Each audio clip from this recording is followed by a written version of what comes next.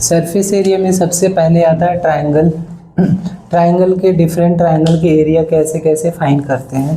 तो सबसे basic formula triangle का क्या है, half base into height. Triangle कई तरह से हो सकते हैं ना, एक ऐसे राइट एंगल ट्रायंगल हो सकता है, तो इसका बेस ये हो गया, ये हाइट हो गया, और इसका क्या हो गया, ये बेस हुआ तो ये हाइट हो गया। इसका बेस, ये बेस हो गया तो ये क्या हो गया, हाइट हो गया। लेकिन अगर मान लो ये बेस होगा तो क्या होगा, ये बेस होगा, ये अगर ये हाइट होगा तो ये बेस हो जाएगा। एक ट्रायंगल में कितने एल्टीट्यूड ड्रॉ कर सकते हैं, इसको हम एल्टीट्यूड बोलते हैं। एल्टीट्यूड या हाइट 3 ड्रॉ कर सकते हैं। तो अगर ये एल्टीट्यूड लोगे तो बेस ये हो जाएगा, अगर ये बेस लोगे तो यहाँ पे एल्टीट्यूड ड्रॉ करना पड़ेगा। जितने साइड्स होंगे उतने एल्टीट्यूड ड्रॉ कर सकते हैं। तो नॉर्मली ट्रायंगल का एरिया क्या होता है, ये फॉर्मूला राइट करने हैं, हाफ बेस इंटू हाइट। किसी भी ट्रायंगल का अगर बेस मालूम है और हाइट मालूम है तो उसका हाफ बेस इंटू हाइट करेंगे तो एरिया ऑफ ट्रायंगल निकल जाएगा। अब मेन क्या होता है, जैसे ये इक्विलेटरल ट्रायंगल है, इसकी साइड ए है, तो इसका एरिया का फॉर्मूला होता है √3/4 a स्क्वायर। √3/4 a स्क्वायर क्या होता है, एरिया ऑफ इक्विलेटरल ट्रायंगल। ये हमारा है एरिया ऑफ इक्विलेटरल ट्रायंगल, और इसकी हाइट का भी फॉर्मूला होता है। इक्विलेटरल ट्रायंगल की जो हाइट होती है वो डायरेक्ट फॉर्मूला अगर याद होगा तो एमसीक्यू सोल्व करने में हेल्प करेगा। इसका फॉर्मूला होता है √3/2 a। Height of equilateral triangle √3/2 a, और राइट करो इसको, और रजिस्टर पे राइट करो ना, रजिस्टर ही नहीं लाए हो, लास्ट पेज पे लिखो। एरिया ऑफ इक्विलेटरल ट्रायंगल कितना हो गया हमारा, √3/4 a स्क्वायर, और हाइट ऑफ इक्विलेटरल ट्रायंगल क्या होगा, ये हाइट है, height of equilateral triangle.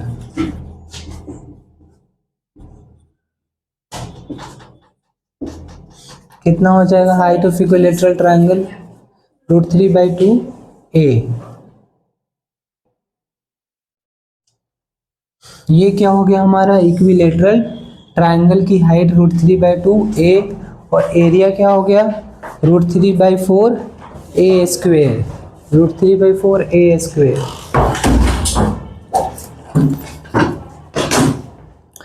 Isosceles triangle क्या होता है, उसकी क्या प्रॉपर्टी होती है, एक बार देख लो।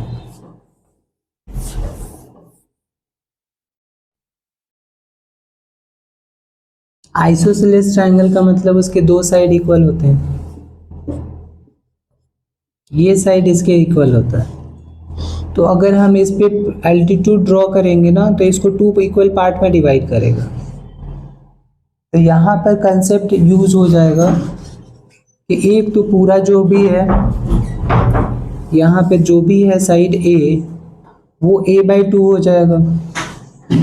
अगर ये साइड दे रखी होगी, जो भी साइड दे रखी होगी a, ये मान लो b है, तो पाइथागोरस से हम ये फाइंड कर सकते हैं और फिर एरिया निकाल सकते हैं।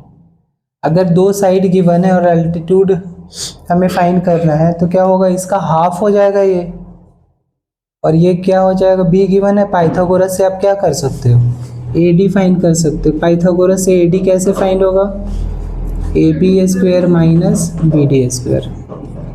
फॉर्मूला होता है Pythagoras H² = P² plus B²। अगर आपको बेस निकालने हैं तो B² = H² माइनस P² होगा, या आपको बेस P निकालना होगा तो H² माइनस B² हो जाएगा। तो अगर मैं क्वेश्चन दूं कि सपोज करो ये साइड दे रखा है, आइसोसेलेस ट्रायंगल के इक्वल साइड्स दे रखे हैं और एल्टीट्यूड नहीं गिवन है इसमें। ये गिवन है आपका 15, ये 15 गिवन है,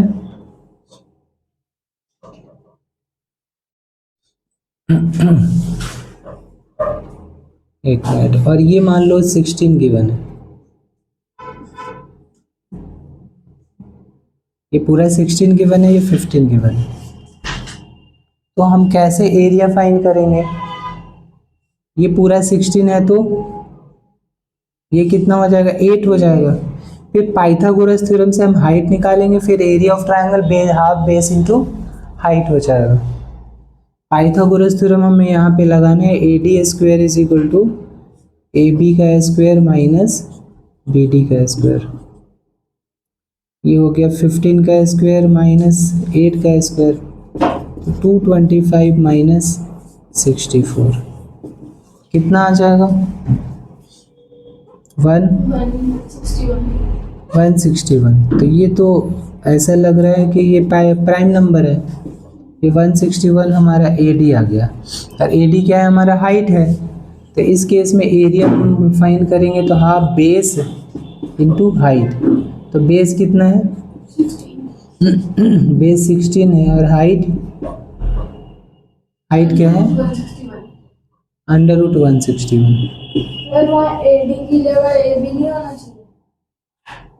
हमें ये चाहिए ना AD स्क्वायर, तो हमेशा हाइपोटेन्यूज रहता है ना उस साइड में नहीं। अभी तो मैंने समझाया आपको, अगर आपको परपेंडिकुलर निकालना है ना तो h square minus B square होगा, अगर h स्क्वायर निकालना है तब P square plus B square होगा, अगर B स्क्वायर निकालना है तो h square minus P square होगा। ये तीनों ही फार्मूला इसी से आया है, मेन फार्मूला तो यही है, इसी से सब कुछ आया है।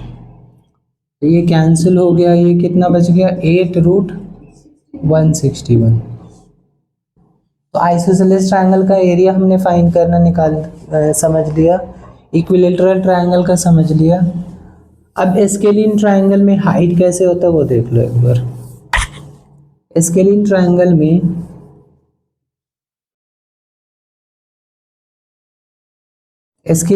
में हाइट ट्रायंगल के बाहर होता है, ये हाइट है, ये 8 गिवन है, ये हमारा 6, ये 10, ये 6 और ये मान लो 5 गिवन है। तो एरिया कैसे फाइंड करेंगे, क्या ये एल्टीट्यूड है, एल्टीट्यूड मतलब हाइट, इसका कोई काम नहीं होता है, मेन हमें एल्टीट्यूड का काम होता है। तो इसका एरिया हम फाइंड करेंगे ट्रायंगल का, तो क्या होगा, हाफ बेस हम पूरा नहीं लेंगे, हम बेस इस ट्रायंगल का ही लेंगे। कितना बेस है, 6, और हाइट हमारा 8 हो जाएगा, ये कैंसिल होके 24 आ जाएगा इसका एरिया। स्केलिन ट्रायंगल का हाइट ट्रायंगल के बाहर होता है। हाइट गिवन है 6, 8 गिवन है ऑलरेडी, और जो बेस है उसका, बेस तो गिवन है 6, ट्रायंगल का बेस 6 है। एक्सटेंडेड साइड नहीं लेते, इसका हाइट का मतलब है, इसका हाइट का मतलब हम डॉटेड डॉटेड है, ये मतलब इसका, इसके अलाइनमेंट में इसकी डिस्टेंस क्या है उसको हम हाइट बोलते हैं। तो स्केलिन ट्रायंगल का एरिया हम ऐसे फाइंड करते हैं। और आप लोगों ने हीरोन्स फार्मूला तो देखा ही होगा, जैसे मान लो किसी ट्रायंगल का एरिया फाइंड करने हैं, ABC है, तो इस जैसे ये पॉइंट A है तो इसका अपोजिट साइड को स्मॉल a से, B है तो B, और ये C है तो C, तो इसका हाफ पेरीमीटर, सेमी पेरीमीटर बोलते हैं इसको हम। सेमी पेरीमीटर की लेंथ होती है A + B + C/2, जो पेरीमीटर बाय 2, अगर पेरीमीटर दे रखा था डायरेक्ट 2 से डिवाइड कर लो। और फिर एरिया क्या होता है, √under S × S - A S - B S - C। अगर कुछ भी नहीं गिवन है तो हम ऐसे area of triangle Heron's formula से फाइंड करते हैं, इसको हम बोलते हैं हीरोन्स फार्मूला। जब ट्रायंगल की तीनों साइड गिवन हो तब हम ऐसे फाइंड करते हैं हीरोन्स फार्मूला से। अब आ जाओ क्वाड्रिलेटरल। ट्रायंगल के सारे टाइप्स कवर कर लिए हमने। अब हम आएंगे क्वाड्रिलेटरल्स में कैसे कैसे एरिया होता है। हाँ, ट्रायंगल का पेरीमीटर का मतलब भी क्या होता है, sum of sides. Perimeter of triangle का मतलब क्या हो गया, सम ऑफ साइड्स।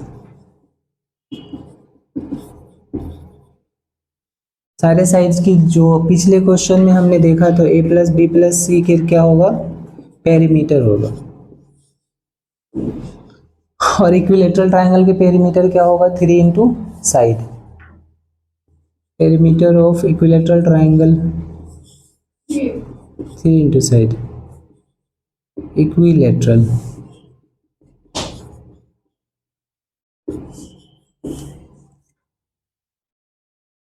अब क्वाड्रिलेटरल के एरिया को कैसे हम कवर करेंगे।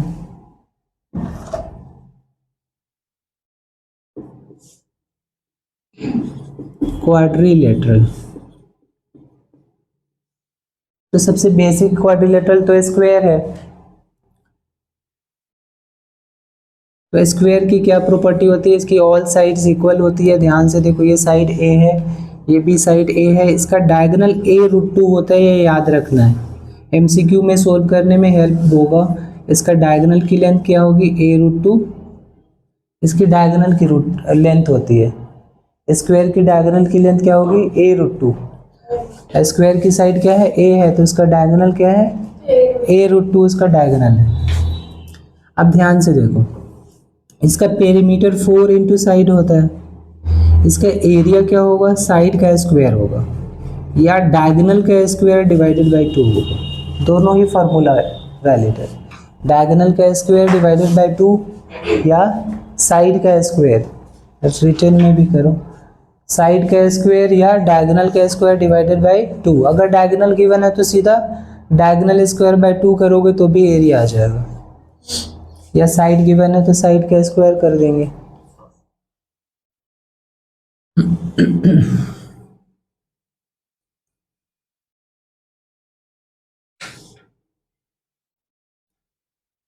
रेक्टेंगल जो होता है उसका डायगोनल होता है √(l²+ b²), इसकी डायगोनल की लेंथ होती है। डायगोनल की लेंथ का स्क्वायर प्लस ब्रेथ का स्क्वायर रूट क्या होता है, डायगोनल की लेंथ, और स्क्वायर का सीधा a√2, ये डायगोनल की लेंथ होती है। उसके बाद ध्यान से देखो, इसका जो पेरीमीटर होता है 2l+b होता है, या दोनों लेंथ प्लस ब्रेथ की लेंथ कितनी होगी, पेरीमीटर बाय 2। ये काफ़ी यूज होता है। या सीधा लेंथ निकालना है तो पेरीमीटर को हाफ करके ब्रेथ को माइनस कर दोगे तो सीधा लेंथ आ जाएगा, या ब्रेथ निकालना है तो पेरीमीटर गिवन है तो पेरीमीटर बाय 2 डिवाइडेड -l। ये डायरेक्ट यूज होता है, एमसीक्यूज में होता है यूज डायरेक्ट। परपेंडिकुलर मतलब पेरीमीटर है, P is the perimeter not perpendicular. उसके बाद इसका एरिया का फॉर्मूला होता है लेंथ इनटू ब्रेथ। लेंथ निकालना है तो एरिया को ब्रेथ को डिवाइड कर दो, या ब्रेथ को निकालना है तो एरिया को लेंथ से डिवाइड कर दो, तो आपका आ जाएगा।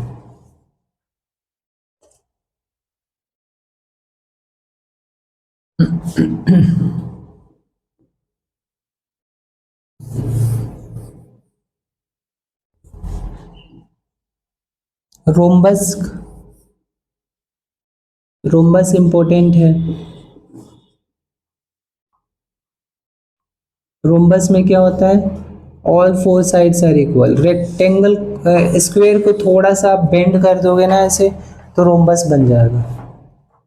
रोम्बस की प्रॉपर्टीज होती है ऑल साइड्स इक्वल होते हैं और उसका डायगोनल 90 डिग्री पे बाइसेक्ट करते हैं। डायगोनल्स इक्वल नहीं होते हैं लेकिन 90 डिग्री पे बाइसेक्ट करते हैं।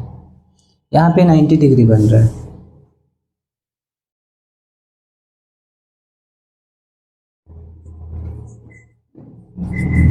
ये रोम्बस हो गया। रोम्बस का सबसे मेन जो पेरीमीटर होता है 4 इंटू साइड हो जाएगा स्क्वायर की तरह, और जो एरिया होता है वो half into d1 into d2 होता है। Half into diagonal 1 into diagonal 2। अगर डायगोनल्स गिवन हो तो हम साइड फाइंड कर सकते हैं। कैसे, देखो ये डायगोनल गिवन है, तो इसका हाफ कितना होगा डी, मान लो ये d1 है तो ये कितना हो जाएगा d1/2, ये d2 है तो ये कितना हो जाएगा d2/2। फिर यहाँ पाइथागोरस लग जाता है। तो ध्यान से देखो, डायरेक्ट फॉर्मूला होता है डायगोनल का, मतलब साइड का डायरेक्ट फॉर्मूला होता है। साइड ऑफ रोम्बस ये बहुत ज़्यादा इम्पोर्टेंट है। यहाँ पे direct formula d1² plus d2², पूरे के रूट के बाहर डिवाइड बाई 2। ये डायरेक्ट साइड ऑफ रोम्बस होता है। डायगोनल 1² प्लस डायगोनल 2 का स्क्वायर अंडर रूट और पूरे के नीचे डिवाइड बाई 2। 2 रूट में नहीं है यहाँ पे, क्यों नहीं नोट कर रहे हो आप? थोड़ा पर अगर हमको बीसी साइड निकालनी है, BC निकाला हमने, बीसी अगर निकाली है चारों साइड इक्वल है तो डायगोनल 1 का हाफ होएगा ना, तो उसी का हाफ नीचे आएगा। d1/2 का होल स्क्वायर d1/4, यहाँ भी 4 तो बाहर आ गया 2, तो डायरेक्टली हो जाएगा। डायरेक्टली हो जाएगा। MCQ सोल्व करने में बहुत ज़्यादा यूज होगा। नहीं तो क्या करोगे, अगर मान लो एक क्वेश्चन हम देखें, तो अगर लंबी तरीके से करना हो तो लंबी तरीके से गिवन हो तो जैसे मान लो पहली डायगोनल गिवन हो, मान लो 16 गिवन है, पहली डायगोनल हमारी 16 गिवन है, d1 हमारा 16 गिवन है और d2 गिवन है 30 गिवन है। तो सबसे पहले हमें क्या करना है, डायगोनल को हाफ करना है। तो d1 का हाफ करें तो 8 हो गया, इसका हाफ करें तो 15 हो गया। फिर पाइथागोरस थ्योरम लग लें, ये BC हाइपोटेन्यूज होगा, तो BC का स्क्वायर इज इक्वल टू 8 का स्क्वायर प्लस 15 का स्क्वायर। तो ये 64 प्लस 2 25, 289 आ गया, और ये BC जो हो गया 17 आ गया, 289 का रूट 17। अब हमें मान लो पेरीमीटर फाइंड करना है, तो साइड इंटू 4, तो पेरीमीटर कितना होगा 4 इंटू साइड, दैट मीन्स 68 हो जाएगा। तो डायगोनल गिवन है तो एरिया भी फाइंड कर सकते हैं, हाफ d1 इंटू d2, और पेरीमीटर भी फाइंड कर सकते हैं 4 इंटू साइड। तो डायगोनल का जो शॉर्टकट है वो याद रखना। तो ये हो गया रोम्बस हमारा।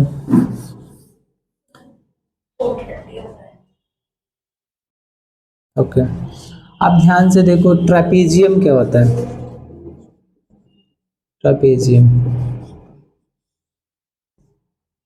ट्रेपेजियम में बस कंडीशन होता है कि एक पेयर ऑफ साइड्स क्या होते हैं, पैरेलल होते, बाकी कोई कंडीशन नहीं होता इसमें। ये ट्रेपेजियम है, तो इसमें पैरेलल साइड ये A है, ये बड़ा वाला साइड B है, और दोनों पैरेलल लाइन के बीच का जो डिस्टेंस है वो क्या है आपका H है। हाँ, तो इसका एरिया का फॉर्मूला इंपॉर्टेंट है। एरिया ऑफ ट्रेपेजियम जो होगा half into sum of parallel side into height, मतलब उन दोनों के बीच पैरेलल लाइन के बीच का डिस्टेंस। तो हर एक एरिया फाइंड करना है, जैसे ट्रायंगल का एरिया फाइंड करना है तो हाफ ही क्यों मल्टीप्लाई, वो तो डेरिवेशन है, वो आता है। इसका एरिया और इसका एरिया यहाँ पे डिवाइड करके ऐड करोगे तो ये फॉर्मूला बनेगा आपको। इसका हम देख सकते हैं, ठीक है। सर कुछ होमवर्क है? जो कर रहे थे उसी को फिनिश करना। आगे से करना चाहिए। इसको प्रूफ कर सकते हो, लेकिन अभी प्रूफ कर सकते हो, लेकिन अभी प्रूफिंग की ज़रूरत नहीं है। इसका एरिया इसका एरिया इसका एरिया ऐड करोगे तो half A plus B into H आ जाएगा उसका एरिया। और एक फॉर्मूला होता है क्वाड्रिलेटरल का, और ध्यान से देखो, एक क्वाड्रिलेटरल नॉर्मल कोई भी क्वाड्रिलेटरल है तो इसका फॉर्मूला होता है, एक डायगोनल गिवन है और इस पे हाइट गिवन है, h1 गिवन है और इस पे हाइट गिवन है, h2 गिवन है और इस डायगोनल की लेंथ भी गिवन है। कोई एक डायगोनल गिवन है और दोनों हाइट गिवन है। तो वैसे ही हो जाएगा। हाँ, दोनों ट्रायंगल के निकाल के, लेकिन दोनों ट्रायंगल से निकालने से अच्छा है सीधा ये लगा दो, half h1 plus h2 into diagonal direct formula हो जाएगा, half h1 plus h2 into diagonal direct इसका फार्मूला हो जाएगा। जब कभी इससे और भी कोई शेप होती है इसकी कैसे? वजह बहुत सारे होती है, जैसे पेंटागन का निकालना है। नहीं ट्रेपेजियम से रिलेटेड नहीं, ट्रापेजियम से रिलेटेड डायग्राम ऐसे होता है, अलग अलग डायग्राम हो सकता है, बाकी ऐसा कोई कंडीशन नहीं।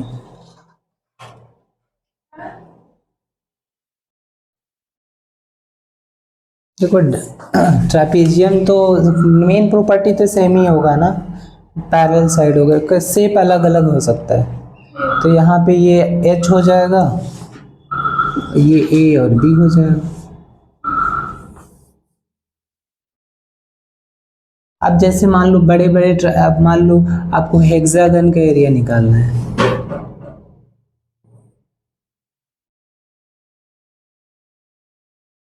तो हेक्सागन मतलब रेगुलर पॉलीगन होते हैं। ये कितनी साइड है? 1 2 3 4 5 6 साइड है ना, 6 साइड है, हेक्सागन है। तो हेक्सागन को डिवाइड करके भी निकाल सकते हैं, ये दोनों ट्रापेजियम ही है ना, डिवाइड करके निकाल लेंगे। तो ऐसे बीच वाला दिया होगा। हाँ, कौन सी दोनों के बीच का डिस्टेंस? हाँ, इसकी लेंथ, हाँ इसकी तो गिवन होगा, कहीं ना कुछ इन्फॉर्मेशन ऐसे गिवन होगा कि आपको निकल जाएगा। पेंटागन का गिवन है तो उसको भी डिवाइड करके, ट्रायंगल रेक्टेंगल में डिवाइड करके। ऑक्टागन का गिवन है तो 2 ट्रापेजियम बनेगा और एक, जैसे ये है हमारा,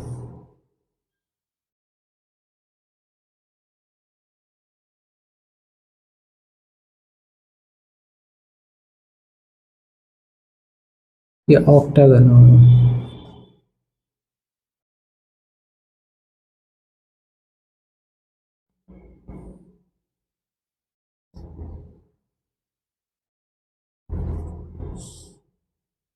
टोटल 8 साइड है, तो बीच में क्या करोगे, एक ट्रायंगल बना, रेक्टेंगल बनेगा और 2 ट्रापेजियम बनेगा, उसका एरिया निकल जाएगा। ये हो गया।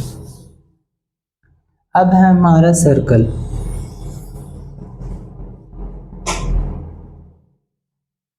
सर्कल का ये रेडियस है और जो लॉन्गेस्ट, ये क्या है, कॉर्ड है, ये रेडियस है, ये क्या है हमारा, कॉर्ड है, और ये क्या है, रेडियस है। जो लॉन्गेस्ट कॉर्ड होगा उसको क्या बोलेंगे, डायमीटर। ये हो गया हमारा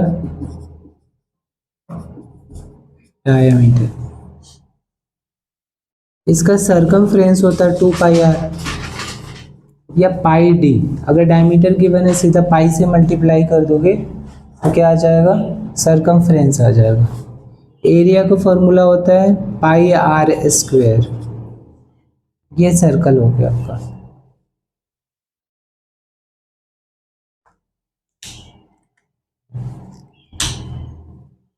सेमी सर्कल की लेंथ कितनी हो जाएगी?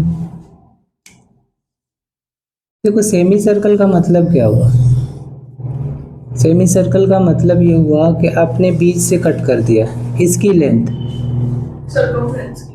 हाँ, तो सेमी सर्कल की जो लेंथ होगी, या आप ये बोलो सर्कमफ्रेंस ऑफ सेमी सर्कल, सिर्फ इसकी बात हो रही है,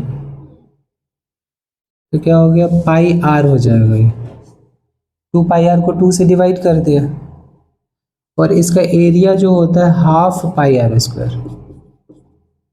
इसका एरिया क्या होगा, हाफ पाई आर स्क्वायर। क्या हो जाएगा, हाफ पाई आर स्क्वायर। उसके बाद देखो रिंग क्या होता है। रिंग का मतलब एक सर्कल है, सेम सेंटर से दूसरा सर्कल है, दोनों का सेंटर सेम है, इस ऐसे सर्कल को हम बोलते हैं कॉन्सेंट्रिक सर्कल। कॉन्सेंट्रिक सर्कल से जो ये एरिया बन रहा है इसको हम बोलते हैं रिंग। इसमें 2 रेडियस है, इसमें स्मॉल रेडियस और कैपिटल रेडियस। इसका एरिया जो होता है pi R square minus R square, ring का area pi R square minus R square क्या हो गया, रिंग का एरिया।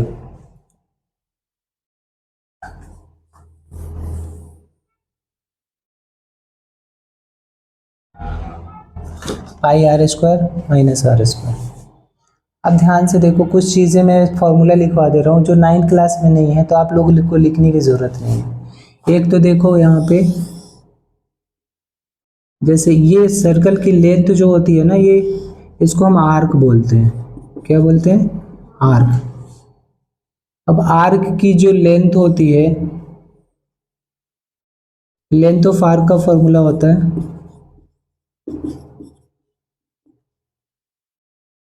लेंथ ऑफ आर्क होता है theta by 360 into 2 pi R. ये लेंथ ऑफ आर्क है। और ये जो पूरा एरिया बन रहा है उसको हम सेक्टर बोलते हैं। तो एरिया ऑफ सेक्टर जो हो जाएगा, एरिया ऑफ सेक्टर जो होगा वो क्या होगा?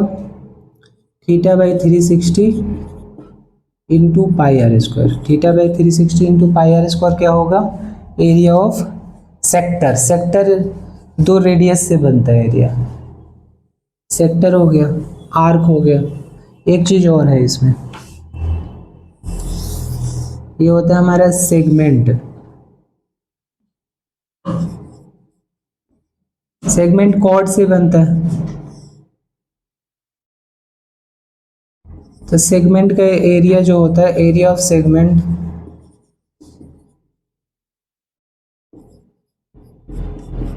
एरिया ऑफ सेगमेंट जो होता है वो किसका किसका एरिया होता है? Sector minus triangle. Sector minus triangle. Sector minus area of triangle. अब इसमें 3 केस है। अगर मान लो थीटा जो है 90 डिग्री है, तो जो ट्राइंगल का एरिया होगा वो 1/2 आर स्क्वायर हो जाएगा। दूसरा केस है कि अगर थीटा 60 डिग्री होगा,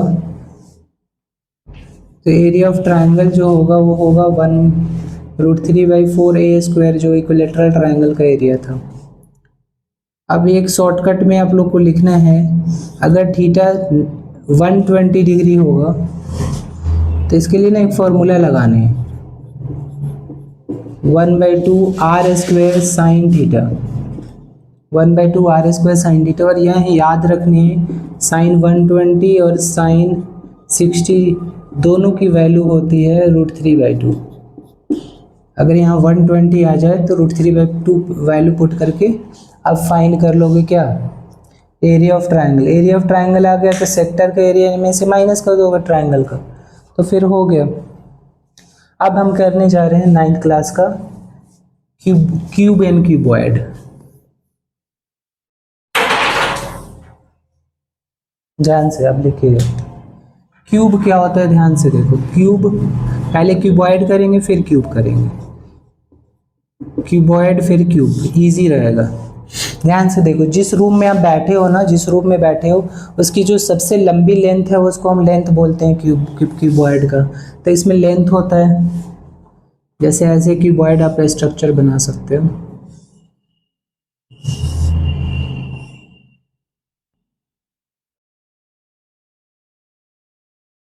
अभी तक हमने जो भी चीज़ देखा ना, सब 2D की चीज़ थी, सरफेस। और ये जो है ना 3D है, 3 डायमेंशन। लेंथ ब्रेथ के साथ साथ हाइट भी है। यहाँ पे सबसे लंबी जो ये लेंथ हो गया, और जो छोटी वाली वाल की जो लेंथ होगी उसको हम ब्रेथ बोलते हैं। और जो हाइट है ये क्या हमारा h है। ये जैसे ये रूम में देखो, ये सबसे बड़ी, देखो ये सबसे बड़ी लेंथ क्या हो गई? लेंथ। और ये क्या हो गई? छोटे वाली वाल की लेंथ, ब्रेथ। और ये हाइट हो गई। ये लेंथ हो गया, ये ब्रेथ हो गया, और ये हाइट हो गया। तो लेंथ ब्रेथ हाइट 3 चीज़ है इसमें। अब ध्यान से देखो, बहुत कुछ समझने हैं इसमें। सबसे पहले देखो, जितनी भी सरफेस है ना सब रेक्टेंगल है। जितने भी सरफेस है सब क्या है? सारे रेक्टेंगल है। हाँ, कौन सा? ये क्यूबॉइड है। इसकी हाइट, इसकी ये वाल बड़ी है, ये वाल छोटी है ना, तो क्यूबॉइड हो गया। अगर सारे वाल सेम होते तो क्या हो जाता? क्यूब हो जाता। तो ध्यान से देखो, area of rectangle length into breadth होता है। आप जिस रूम में बैठे हो सबसे बड़ी वॉल की एरिया क्या होगी? लेंथ इंटू ब्रेथ कि लेंथ इंटू हाइट? सबसे लेंथ इंटू हाइट। देखो इसका अच्छा लेंथ है और हाइट है, तो लॉन्गेस्ट वॉल की लेंथ के एरिया क्या होगा? Length into height. Smallest wall कितने एरिया क्या होगा? ये स्मॉलर वॉल है, क्या हो जाएगा? Breath into height BH। और जो फ्लोर और रूफ दोनों सेम है, देखो L और B, LB है। फ्लोर और रूफ दोनों का एरिया क्या है? LB है। ठीक है, ये लिख लिया आपने। इसके बाद ध्यान से, लेकिन सब दो दो है ना, ध्यान से देखो।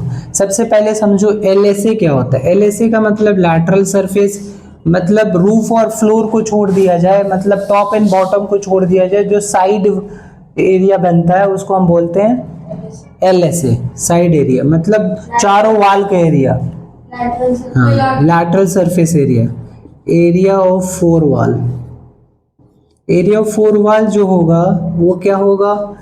2 LH है और 2 BH है। सबसे बड़ी वॉल की लेंथ LH, और ये भी LH, सामने वाला भी LH, ये BH और सामने वाला भी BH, तो 2LH प्लस 2BH। यहाँ से देखो कॉमन आ जाएगा H, 2H कॉमन आएगा, तो ये L प्लस B हमारा LSA का फॉर्मूला बन गया। तो मेन आपको ये याद रखने हैं कि LSA equal to 2H, L plus B हमारा क्या हो जाएगा? LSA। और TSA का मतलब रूफ एंड फ्लोर भी ऐड कर दो, तो TSA के टोटल सरफेस एरिया, TSA मतलब total surface area 2LH plus 2BH plus 2LB। 2 common आएगा तो 2LB plus BH plus LH हमारा क्या बन गया? TSA ऑफ क्यूबॉइड बन गया। अब ध्यान से देखो और भी चीज है यहाँ पे, जो जितने भी एजेस हैं, टोटल एजेस जो होते हैं ना 12 होते हैं। वर्टिसेस इसमें 8 है, लेकिन टोटल एजेस कितने हैं? 12। मतलब एजेस का मतलब लाइन। अगर मान लो कोई बॉक्स है जो है क्यूबॉइडल, और सब जितने भी लाइन है, मार्जिन्स है, उस पर टेप लगाना है, उस टेप की लेंथ निकालना है, तो क्या आएगा? 4 लेंथ होगा, 4 ब्रेथ होगा और 4 हाइट होगा। तो क्या होगा? लेंथ ऑफ एजेस अगर निकालना हो तो क्या होगा? Length of edges 4L plus B plus H, ये आ गया length of edges. 4L into B into H क्या हो गया? Length of edges.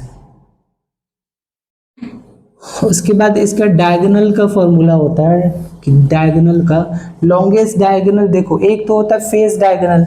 जैसे मान लो आपका सामने वाला वाल है, इसका फेस डायगोनल क्या होगा? ये होगा, तो लेंथ का स्क्वायर प्लस ब्रेथ का स्क्वायर का under root.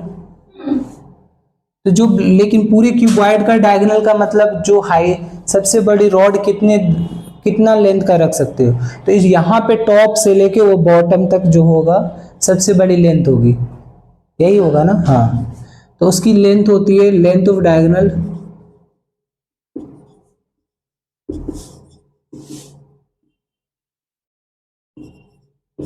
Root under L square plus B square plus H square. ये इंपॉर्टेंट फॉर्मूला है।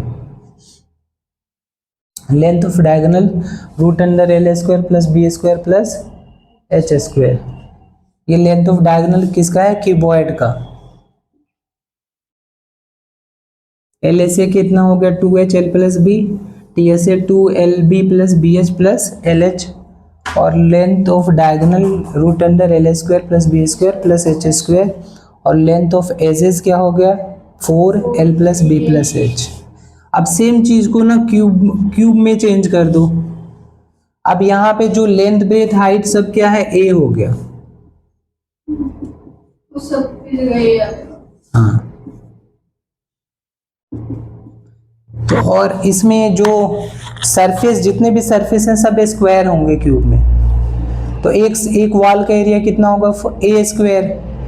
तो 4 वाल का एरिया कितना हो गया 4a², तो इसमें LSA होगा 4a², और TSA के लिए 2 नीचे और ऊपर और ऐड करना है 6a²। इसमें फेस डायगोनल की लेंथ फिक्स होती है, सब स्क्वायर है, तो फेस डायगोनल कितना हो जाएगा? फेस डायगोनल का मतलब ये हो गया कि साइड पे क्या डायगोनल होगा, तो √2a हो जाएगा। और बॉडी डायगोनल का मतलब पूरे क्यूब में सबसे बड़ी लेंथ, बॉडी डायगोनल बोलते हैं उसको, लॉन्गेस्ट लेंथ, √3a होगा फॉर्मूला। अब इसमें भी लेंथ ऑफ एजेस कितना होगा?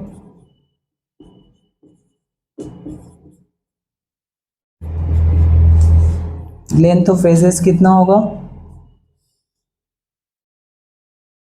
12a हो जाएगा हमारा लेंथ ऑफ एजेस।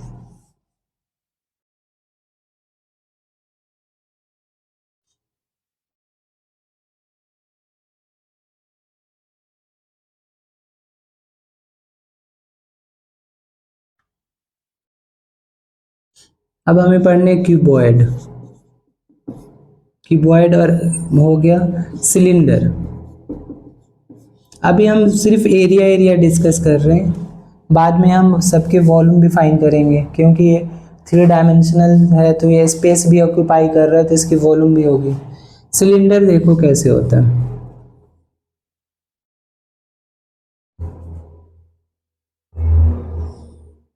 ये है सिलेंडर। इसका रेडियस जो है इसके हाइट पे परपेंडिकुलर होता है, इसलिए हम बोलते हैं राइट सर्कुलर सिलेंडर भी बोलते हैं, राइट सर्कुलर सिलेंडर। तो अभी हम सॉलिड सिलेंडर की बात कर रहे हैं। तो सॉलिड सिलेंडर में 2 ऊपर सर्कल है, साइड में ऐसे है एरिया, है ना। तो इसका जो LSA होता है उसको हम CSA भी बोलते हैं, क्योंकि कर्व है, कर्व सरफेस एरिया। तो ये 2πRH के इक्वल होता है। अगर इसको कट करके ओपन करेंगे ना तो रेक्टेंगल बन जाएगा। ये रेक्टेंगुलर पेज को अगर फोल्ड करेंगे तो उसका जो सिलेंडर बनेगा, तो जो रेक्टेंगल का एरिया होगा वो क्या बन जाएगा? CSA। मतलब इसको बीच में से ऐसे, हाँ, मतलब ये मैं बोल रहा हूँ कि अगर इस रेक्टेंगुलर पेपर को फोल्ड मैं करूँ सर्कुलर में तो एक सिलेंडर बन जाएगा, और इस रेक्टेंगल के एरिया इस सिलेंडर के CSA के इक्वल होगा, equal to area of rectangle. तो मतलब जब इसकी जो हाइट होगी ना वो इसकी ये हो जाएगी, ठीक है। और जो सर्कल का सरकमफ्रेंस होगा ना वो लेंथ हो जाएगा, लेंथ क्या हो जाएगा? 2πr के इक्वल हो जाएगा। देखो यही चीज फोल्ड होगा ना तो ये भी जो लेंथ होगा वो 2πr के इक्वल हो जाएगा। अब सोचो इसका एरिया क्या हो जाएगा? लेंथ इंटू ब्रेथ, तो 2πRH हो जाएगा। इसका TSA का मतलब है 2 सर्कल के एरिया और क्या कर दो? ऐड कर दो, नीचे एरिया ऊपर एरिया, तो हो गया 2πRH प्लस 2πr²। ये पढ़ने हैं 9th क्लास का। ये 2πr कॉमन आ जाएगा तो H प्लस R बनेगा, ये TSA का फॉर्मूला हो गया।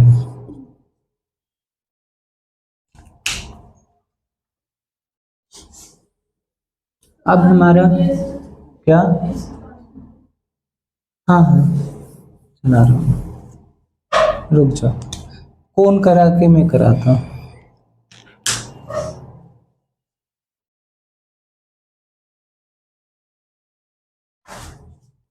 देखो कौन क्या है हमारा,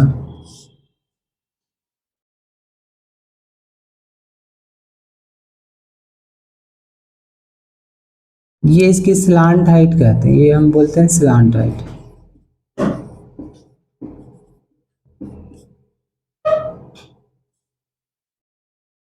ये राइट सर्कुलर कोन भी बोलते हैं क्योंकि रेडियस इसके परपेंडिकुलर है। ये हमारी हाइट होती है कोन की और ये रेडियस होती है। तीनों में रिलेशन होता है, जो L² होता है वो R² प्लस H² के इक्वल होता है। तो यहाँ पे कोई 2 चीज़ गिवन हो तो तीसरा फाइंड किया जा सकता है इसमें। इसका जो CSA होता है कर्व सरफेस एरिया मतलब सर्कल को छोड़ के, ये पाई आर एल होता है। ये आगे प्रूफ भी करते हैं, अभी हमें प्रूफ नहीं करना। टी एस ए जो है हमारा, टी एस ए कितना है, तो उसमें सर्कल का एरिया ऐड हो जाता है बस, pi R L plus pi R square, और हमारा कॉमन आएगा तो क्या होगा, पाई आर कॉमन आ जाएगा तो एल प्लस आर हो जाएगा। ये कोन का एरिया हो गया, pi R plus L plus R.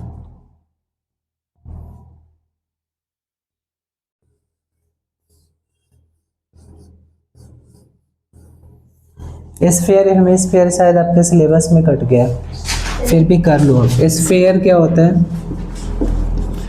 Sphere, sphere देखो, स्फेयर जो आपका ये सर्कल दिख रहा है, लेकिन ऑब्जेक्ट होगा तो उसकी भी कुछ, आप उसको, हाँ, जिसको कैरी कर सकते हो ना, वो हमारा 3D फिगर होगा। जैसे फुटबॉल है या कोई बॉल है, ये हमने इस पे बना दिया तो ये तो सर्कल हो गया, तो ये हमारा क्या है, स्फेयर है। तो इसका सी एस ए नहीं होता, कर्व्स, इसका टी एस ए ही होता है, मतलब इसका दोनों चीज़ सेम होता है, इसका कोई साइड नहीं होता है, ऊपर नीचे कुछ भी नहीं होता, सब जगह से सेम होता है। तो ये सी एस ए में इसमें आता ही नहीं है, सीधा टी एस ए यूज़ करते हैं, 4 पाई आर स्क्वायर। और जो हेमी स्फीयर होता है ना, वो बाउल टाइप का होता है, ऐसे, वो भी सॉलिड की बात कर रहे हैं, solid hemisphere.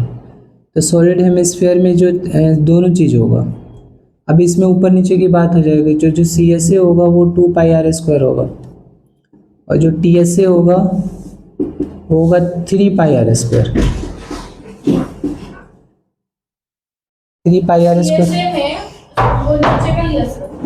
C S A में ऊपर वाले को छोड़ के सिर्फ साइड कर दिया, और टी एस ए में सर्कल ऐड कर दिया उसमें, तो ये क्या हो गया हमारा,